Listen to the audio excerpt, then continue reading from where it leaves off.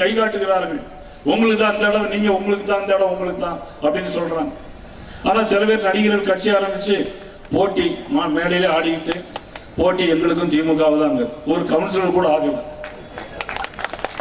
ஆனா கேபி ராமலிங்கம் சொன்னார் 1687 எம்எல்ஏக்கள் பாரதிய ஜனதா கட்சி எம்எல்ஏக்கள், 272 எம்பிக்கள் பாரதிய ஜனதா கட்சியுடைய எம்பிக்கள். நாங்க எங்களுக்கு அவங்களுக்கு தான் போட்டி, எங்களுக்கு அவங்க தான் போட்டி. என்ன விளையாடுறீங்களா நீங்க? அதிமுக என்ன சாதாரண கட்சியா? பாரதிய ஜனதா கட்சியில உலகத்திலே மிகப்பெரிய கட்சி. இந்த ரெண்டு கட்சி இன்னைக்கு சேர்ந்து போட்டி எடுக்கிறது. தமிழக மக்களை யாராலும் ஏமாற்ற முடியாது. அதன் KSR ராதாகிருஷ்ணன் சொல்றார், குளச்சல் இருந்து கும்மிடி பூண்டி வரைக்கும் இதுவரையில் மக்கள் மாற்றி ஓட்டு போட்டு கிடையாது, ஒருமுகமாக தான் ஓட்டு போடுவார்கள். நான் இந்த மேடையிலே கேட்கிறேன், திராவிட முன்னேற்ற கழகம் என்னைக்கு மக்கள் செல்வாக்கோடு பெரும்பான்மையோடு என்றைக்காவது வெற்றி பெற்றிருக்கிறதா? 1967 ஆண்டிலிருந்து நீங்கள் கணக்கெடுத்து பார்க்கலாம்.